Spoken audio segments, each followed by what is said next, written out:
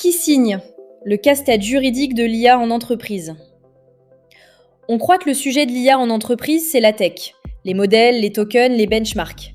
Mais dans beaucoup de boîtes françaises, le vrai sujet a changé de bureau. Il a quitté la DSI et il est entré chez le directeur juridique. Un lundi matin de 2026, un directeur juridique d'une ETI française ouvre sa boîte mail. Message du directeur technique, 4 lignes. On a trouvé un modèle open source solide, GEMA 4, dernière version de Google. Licence à page 2.0, pas de coût, on peut l'héberger nous-mêmes. On voudrait l'intégrer dans notre module de recommandation client. Tu valides ? Il lit le mail 2 fois et il commence à ouvrir des onglets. Combien d'onglets ? 5, et chacun révèle un problème différent. Premier onglet, le règlement européen sur l'intelligence artificielle, 1000 pages, applicable depuis août 2024. Le module de recommandation touche à la relation client. Est-ce que ça tombe dans la catégorie haut risque ? Si le module influence une décision de crédit, oui. Si c'est de la suggestion de contenu, probablement non, mais la frontière est floue. Deuxième onglet, le RGPD. Le module traite des données clients, base légale, finalité, minimisation, droits des personnes, tout ça s'empile sur l'AI Act sans se confondre avec lui. Et la CNIL, en 2025, ce n'est pas de la théorie. 83 sanctions, 486 millions d'euros d'amende sur l'année. Troisième onglet, la licence APAGE 2.0. Usage commercial libre, modification libre, redistribution avec attribution. Ça a l'air parfait. Sauf qu'en petites lettres, Google dit autre chose. Le modèle est fourni tel quel. Aucune garantie. Si GEMA hallucine, discrimine ou reproduit du contenu protégé, c'est pour vous. Et les amendes de l'AI Act sont calibrées pour faire mal. Jusqu'à 35 millions d'euros ou 7% du chiffre d'affaires mondial pour les pratiques interdites. 15 millions ou 3% pour le non-respect des obligations de haut risque. Donc open source, ça veut dire open bar sur le risque. Exactement, le risque ne disparaît pas, il change de camp. Et il y a encore 2 onglets, le droit d'auteur, parce qu'en France, depuis avril 2026, une loi du Sénat instaure une présomption d'utilisation des œuvres protégées par les modèles d'IA. Si quelqu'un conteste, c'est au fournisseur de prouver qu'il est clean. Or, Google ne garantit rien dans sa licence, donc c'est l'ETI qui trinque. Et le dernier onglet, le droit du travail. Parce que si le module touche à la gestion du personnel, le CSE doit être consulté avant le déploiement. 2 tribunaux l'ont rappelé en 2025, à Nanterre puis à Créteil. 5 onglets, 5 problèmes. Et il n'a toujours pas répondu au mail. Non, et la réponse ne sera ni oui ni non. La réponse commence par une question. Qui signe ? Parce que derrière qui signe, il y a qui porte le risque. Et dans le monde de l'IA, le risque ne disparaît jamais, il se déplace. Quelqu'un, quelque part, va devoir apposer sa signature. Et pense qu'on choisit un outil. En réalité, on choisit où vont les données, qui porte la responsabilité et quel droit s'applique. Revenons au mail. Le directeur technique propose GEMA 4, mais il aurait pu proposer GPT d'OpenAI, Llama de Meta ou Mistral. 4 modèles, 4 mondes juridiques complètement différents. Commençons par GEMA. Licence APAGE 2.0, validée par l'Open Source Initiative. C'est la vraie carte d'identité open source. Usage commercial libre, modification libre, pas d'obligation de partager le code dérivé. L'entreprise peut héberger le modèle chez elle, l'auditer, le modifier. Aucune dépendance technique envers Google. Alors c'est le choix parfait ? C'est le choix libre. Et en droit, liberté totale veut souvent dire responsabilité totale. Google livre le modèle nu. Pas de garantie de précision, pas de garantie d'absence de biais. Si ça dérape, personne à appeler. C'est toi le fournisseur maintenant. Maintenant, l'alternative évidente. GPT d'OpenAI. Plus simple à intégrer. Pas besoin d'héberger. OpenAI gère l'infrastructure. Sauf que le directeur juridique voit immédiatement le piège. Les données sortent d'Europe. Exactement. Chaque requête envoyée à l'API d'OpenAI transite par des serveurs américains, ce qui déclenche tout le mécanisme RGPD sur les transferts hors Union européenne. Et c'est là qu'on touche au nœud gordien. Le Cloud Act, loi américaine de 2018. Le gouvernement des États-Unis peut exiger d'un fournisseur cloud américain qu'il livre des données, quel que soit le pays où ces données sont stockées, même sur un serveur Azure à Amsterdam, même sur un serveur Google à Francfort. Le critère n'est pas la localisation du serveur, c'est le contrôle exercé par une entité américaine. Et le RGPD dit l'inverse. Mot pour mot, la Cour de justice européenne, arrêt Schrems 2, 2020. Les États-Unis n'offrent pas un niveau de protection adéquat pour les données européennes. Précisément précisément à cause de ces lois de surveillance. Résultat, un conflit frontal entre deux systèmes juridiques. Le fournisseur américain est coincé. S'il livre les données à Washington, il viole le RGPD. S'il refuse, il viole le Cloud Act. Et l'entreprise française cliente est dans le même étau. Un rapport juridique allemand de 2025 le dit sans détour. Aucune mesure technique, y compris le chiffrement, ne neutralise complètement cette extraterritorialité. La France a une réponse partielle, le label SecNum Cloud, délivré par la NSSI. Ce label exclut les fournisseurs soumis au droit extraterritorial non européen, mais il reste réservé au secteur public et à certains usages sensibles. Pour le privé, c'est un choix. Pas forcément plus cher, mais l'environnement fonctionnel n'est pas encore aussi riche que chez les hyperscalers américains. Ça progresse vite, mais on n'y est pas encore. Et les autres options? Llama, le modèle de Meta, souvent présenté comme open source. Sauf que la licence, c'est la Meta Llama Community License, pas Apache 2.0. Au-delà de 700 millions d'utilisateurs actifs, il faut une autorisation de Meta. Certaines restrictions sur la distillation. C'est un modèle ouvert sous conditions, ce n'est pas la même chose. Et puis il y a Mistral, français, européen, Apache 2.0 pour plusieurs modèles, hébergeable en France, auditable, pas de Cloud Act, pas de transfert hors UE. Sur le papier, c'est le profil juridique le plus propre. Mais Mistral n'a pas encore la puissance brute de GPT sur tous les cas d'usage.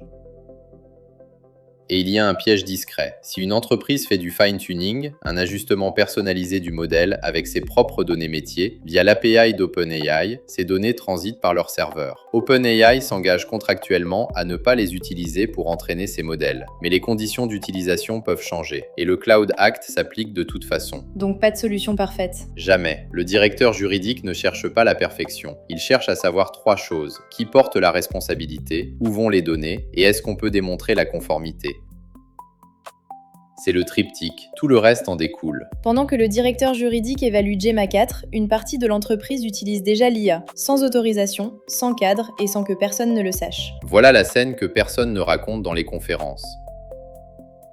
Un commercial colle des données clients dans ChatGPT pour rédiger un mail de relance. Un consultant soumet un document confidentiel à Claude pour obtenir une synthèse. Un développeur passe du code propriétaire dans un assistant en ligne. Un comptable vérifie un calcul fiscal via un outil gratuit. Aucun de ces gestes n'est malveillant. Non, ils sont même bien intentionnés. Mais chacun est un incident juridique en puissance. Le commercial qui colle des données clients dans ChatGPT, transfert hors UE non encadré, violation potentielle du RGPD. Le consultant qui soumet un document confidentiel, selon les conditions d'utilisation du service, ces données peuvent servir à entraîner le modèle. La confidentialité s'évapore. Et les chiffres sont vertigineux. Selon une étude Claranet de 2026, 40% des entreprises ont un modèle d'IA officiel, mais 90% des employés utilisent déjà des outils d'IA personnels au quotidien. L'IA est entrée par la porte de service. Bien avant d'être invitée par la porte principale. C'est le Shadow AI, l'IA de l'ombre. Et ici, une obligation de l'AI Act que presque personne ne connaît entre en jeu. L'article 4, intitulé « Maîtrise de l'IA », applicable depuis février 2025, pas août 2026, février 2025. Ce texte oblige les entreprises à garantir un niveau suffisant de compétences IA chez tout le personnel qui utilise ces systèmes, même les outils gratuits, même ChatGPT utilisé entre deux réunions. C'est une obligation de moyens. L'entreprise choisit la méthode, mais elle doit pouvoir prouver qu'elle a formé ses équipes. Combien d'entreprises respectent ça aujourd'hui? Très peu. Les grandes entreprises ont bougé. 86% ont adopté une charte IA en 2026, selon KPMG. Mais les PME et les ETI sont massivement sans cadre, et les contrôles démarrent en août 2026. Le paradoxe est cruel. Le directeur juridique passe des semaines à évaluer proprement un modèle pour le produit. Pendant ce temps, des dizaines de salariés alimentent des modèles non validés avec des données que personne ne trace. Le Shadow AI n'est pas un problème informatique, c'est un problème de gouvernance. Et c'est le directeur juridique, pas le DSI, qui va devoir le résoudre. Le front juridique le plus explosif ne concerne ni les données personnelles, ni la cybersécurité. Il concerne la matière première des modèles, les œuvres sur lesquelles ils ont été entraînés. C'est le chapitre le plus inconfortable, parce que sur le droit d'auteur et l'IA, personne n'a de réponse définitive, mais les réponses provisoires arrivent à grande vitesse. Le problème de base est simple. GPT, Claude, Gemma, Mistral, tous ces modèles ont été nourris de milliards de textes, des articles, des livres, des pages web, des contenus protégés par le droit d'auteur. Les fournisseurs invoquent l'exception de fouilles de textes et de données, le Text and Data Mining, prévu par la directive européenne de 2019. En gros, on peut utiliser des œuvres protégées pour l'entraînement, sauf si l'ayant droit s'y est explicitement opposé. Et cette opposition fonctionne? Pas vraiment. Les ayants droit disent que le mécanisme d'opt-out est techniquement inefficace, que les fournisseurs l'ignorent, que le rapport de force est déséquilibré. En novembre 2025, les négociations volontaires en France entre ayants droit et fournisseurs ont échoué. Aucun accord sur le partage de la valeur. C'est dans ce contexte que la France a frappé fort. En novembre 2025, un tribunal de Munich a condamné OpenAI pour violation de droits d'auteur, première jurisprudence européenne. Et le 8 avril 2026, le Sénat français adopte une proposition de loi qui renverse la charge de la preuve. Avant, c'était à l'artiste de prouver que son œuvre avait servi à entraîner un modèle. Autant chercher une aiguille dans un data center. Désormais, dès qu'un contenu généré rend plausible l'exploitation d'une œuvre, celle-ci est présumée utilisée. C'est au fournisseur de démontrer le contraire. Le Conseil d'État a validé la solidité juridique du dispositif le 19 mars 2026. Le texte est conforme au droit et à la Constitution. Et au niveau européen? Même direction. Le Parlement européen a adopté en mars 2026 une résolution, le rapport Voss, qui préconise un cadre de licence pour que les fournisseurs d'IA rémunèrent les créateurs. Et depuis août 2025, l'AI Act impose déjà de publier un résumé détaillé des contenus utilisés pour l'entraînement. Et voilà pourquoi c'est une bombe pour notre directeur juridique. Google a entraîné Gemma sur des données dont la composition exacte n'est pas publique. Si l'ETI intègre Gemma dans son produit et qu'un ayant droit conteste, qui répond? Pas Google. Pas Google. La licence Apache exclut toute garantie. L'ETI est en première ligne. C'est comme construire un immeuble avec des briques dont tu ne peux pas certifier la provenance. L'immeuble tient, les locataires sont contents. Mais si quelqu'un prouve qu'une partie des briques a été volée, c'est le promoteur qui reçoit l'assignation, pas le fournisseur qui avait écrit tel quel sur le bon de livraison.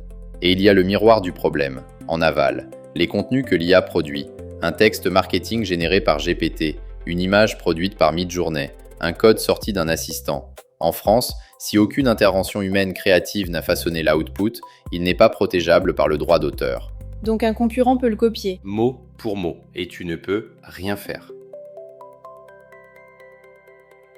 Le droit d'auteur et l'IA, c'est un front ouvert des deux côtés. En amont, qui a le droit d'utiliser quoi pour entraîner? En aval, qui possède quoi en sortie? Et le directeur juridique ne peut dire ni c'est autorisé, ni c'est interdit. Il peut seulement dire voilà les risques et voilà ce qu'on ne sait pas encore. Le directeur juridique a ouvert tous les onglets, il a vu les pièges. Mais il n'est pas désarmé, il a des outils et il doit répondre aux mails. Avant de répondre, il fait l'inventaire de ce qu'il a en main. D'abord les normes, l'ISO 42001 sur le management de l'IA, un cadre pour identifier, évaluer et gérer les risques. Définition des rôles, validation des modèles, monitoring continu. Ce n'est pas du droit, c'est de l'ingénierie de la conformité. Et l'ISO 42005, publié en avril 2025, fournit un guide pour les évaluations d'impact des systèmes d'IA, ce qui rejoint directement les exigences de l'AI Act pour le haut risque. Dans un monde où le régulateur exige documentation et traçabilité, ces certifications sont une preuve solide de bonne foi. Ensuite, les contrats. 6 clauses sont devenues indispensables quand on signe avec un fournisseur d'IA. Indemnisation en cas d'hallucination, réversibilité, droit d'audit algorithmique, propriété des données de fine-tuning, engagement de niveau de service sur la précision et non-entraînement sur les données clients. Et face aux géants américains, ces clauses tiennent? C'est le hic. Face à OpenAI ou Google, c'est souvent du contrat d'adhésion. Tu acceptes ou tu n'utilises pas. La marge de négociation d'une ETI est mince. Troisième outil, la charte d'utilisation interne. La liste des outils autorisés, les données qu'on ne soumet jamais à un outil externe, les responsabilités de chacun, les procédures de contrôle. C'est le rempart contre le shadow AI. Et un outil émergent, l'assurance. Des contrats hybrides responsabilité civile et cyber commencent à couvrir les erreurs algorithmiques, mais le marché est encore jeune. Et un problème spécifique inquiète les assureurs, la Silent AI, des sinistres causés par l'IA dans des polices qui ne mentionnent même pas l'IA. Et la gouvernance interne? C'est le ciment de tout le reste, un comité IA, pas un comité de plus. Un comité qui réunit le juridique, la technique, les métiers et la direction, qui valide chaque nouvel usage, qui trace les décisions, qui alerte quand quelque chose sort du cadre. Sans gouvernance, les normes restent des documents, les chartes restent des vœux pieux et les contrats des parapluies qu'on ouvre après la pluie. Maintenant, la réponse au mail. On y est. Le directeur juridique ouvre un nouveau message. Il écrit au directeur technique. On peut intégrer GEMA 4. La licence Apache 2.0 nous donne la liberté technique. On peut héberger, auditer, modifier. Mais voilà le cadre. Google ne garantit rien. Si le modèle hallucine, discrimine ou reproduit du contenu protégé, c'est nous qui portons le risque. Il faut vérifier si l'usage relève du haut risque au sens de l'AI Act, et si oui, préparer le marquage CE pour août 2026. Il faut une évaluation d'impact RGPD si des données personnelles sont traitées. Il faut informer le CSE si le module touche à la gestion du personnel. Il faut surveiller le front du droit d'auteur, la loi sur la présomption d'utilisation change la donne. Et il faut informer nos clients qu'une composante IA est intégrée au produit. On peut y aller, mais quelqu'un doit signer en connaissance de cause, pas en connaissance de la technologie, en connaissance du risque. Et c'est ça, le vrai changement. Le vrai changement en 2026, ce n'est pas que l'IA entre dans l'entreprise, c'est qu'elle oblige l'entreprise à savoir exactement ce qu'elle fait, pourquoi elle le fait, avec quelles données, sous quelle responsabilité, et qui assume les conséquences si ça tourne mal. Le droit de l'IA ne crée pas de nouvelles questions, il rend les anciennes inévitables. C'était Qui signe, le casse-tête juridique de l'IA en entreprise. Merci de votre écoute.